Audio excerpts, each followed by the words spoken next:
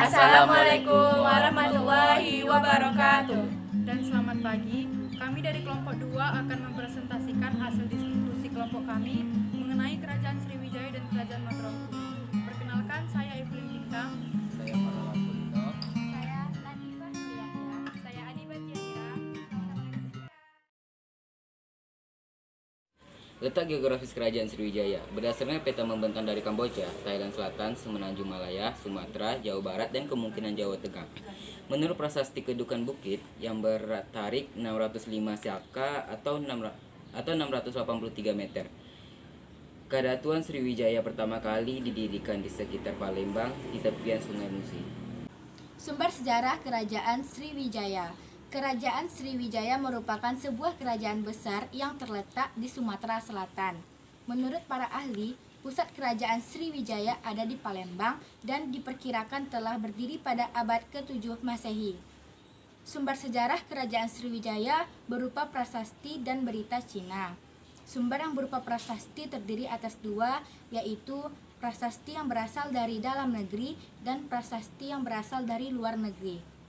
Yang pertama, prasasti yang berasal dari dalam negeri yaitu ada prasasti kedudukan bukit, prasasti Talang Tuo, prasasti Telaga Batu, prasasti Kota Kapur, prasasti Karangberahi, dan prasasti Palas Pasema.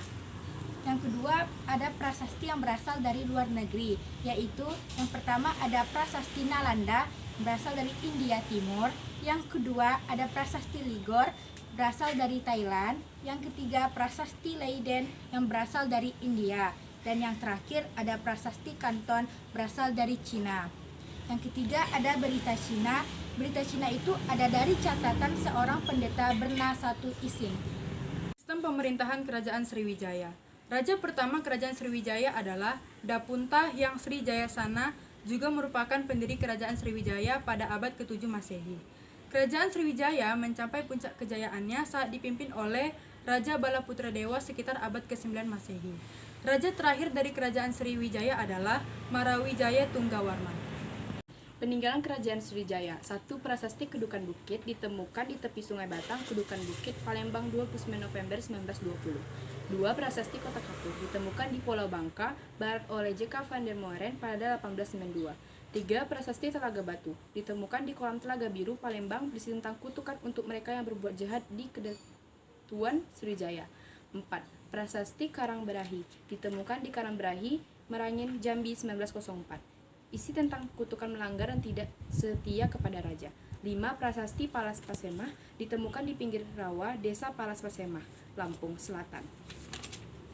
6. Prasasti Talang Tuo berisi tentang doa dedikasi yang menceritakan aliran Buddha tentang Mahayana. 7. Prasasti Hujung Langit. 8. Prasasti Ligor. 9. Candi Moratakus di Desa Moratakus, Kampar, Riau. 10. Candi Biorombahal 2 di Padang, Lawas, peninggalan Sriwijaya. 11. Candi Muara Jambi. Candi Hindu-Buddha disebut candi terluas di Asia Tenggara. Pengaruh keruntuhan Kerajaan Sriwijaya. Yang pertama, peperangan dengan Jawa. Kendati makmur, raja-raja setelah generasi Sriwijaya disibukkan oleh perperangan dengan Jawa pada tahun 922 Masehi dan 1016 Masehi.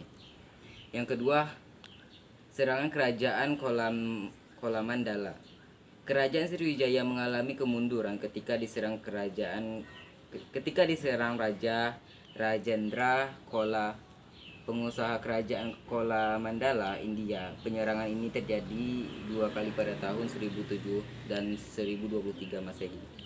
Ekspedisi Singsarai. Ekspedisi Pamalayu dari Singsarai, Jawa Timur, terjadi pada 1275 Masehi. Ekspedisi ini merupakan siasat untuk melemahkan kekuasaan politik dan ekonomi Kerajaan Sriwijaya atas Selat Malaka dan daerah jayahannya.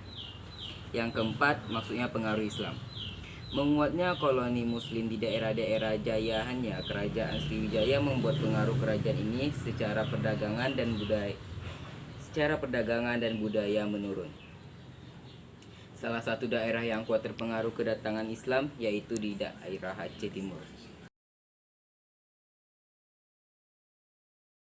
Letak geografis Kerajaan Mataram. Lokasi Kerajaan Mataram kuno di Jawa Tengah diperkirakan terletak di bumi Mataram atau Yogyakarta, di bawah pemerintahan Rakai Mataram Sanjaya.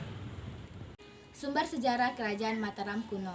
Kerajaan Mataram kuno dikenal sebagai kerajaan yang toleran dalam hal beragama, sebab di Kerajaan Mataram kuno berkembang agama Buddha dan Hindu secara berdampingan.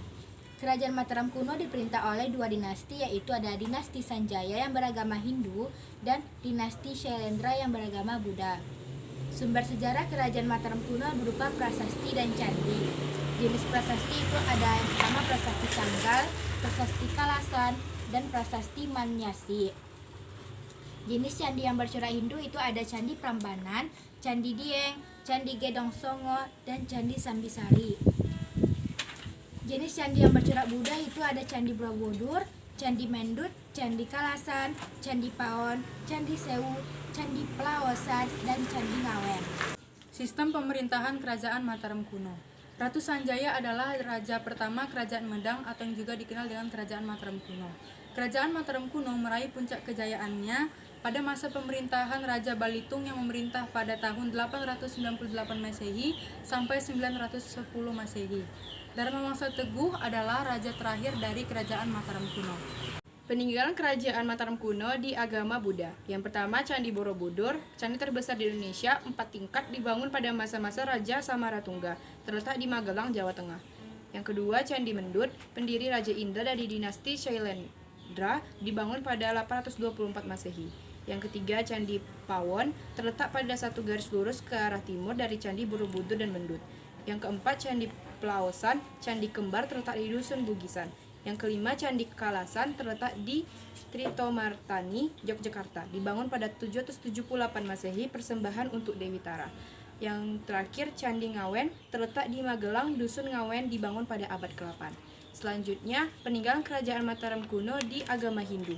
Yang pertama Candi Prambanan, peninggalan Mataram kuno disebut Candi Loro Jonggrang, dibangun abad ke-10. Yang kedua Candi Dieng, terletak di Kecamatan Kejajar, Kabupaten Banjarnegara, di antara abad ke-7 sampai ke-13. Yang ketiga Candi Gedong Sungo, terletak di utara Ambarawa, di lereng Gunung Ungkaran, terdiri dari 9 candi. Penyebab keruntuhan Kerajaan Mataram. Runtuhnya Kerajaan Mataram kuno disebabkan oleh konflik eksternal dengan Kerajaan Sriwijaya. Hal ini bermula dari pengusiran Balaputra Dewa dari dinasti Shailendra dan kekalahan dalam perebutan tahta dengan pakai dikatan dari dinasti Sanjaya. Serangan dari Kerajaan Mataram kuno terhadap Kerajaan Sriwijaya berhasil digagalkan dengan bantuan Cina. Kemudian Sriwijaya membalas serangan pada tahun 1016 sampai 1017, tepat ketika terjadi pemberontakan dalam masa pemerintahan Dharmangsa, pemimpin Kerajaan Mataram kuno. Hal ini menyebabkan Kerajaan Mataram kuno berhasil diruntuhkan.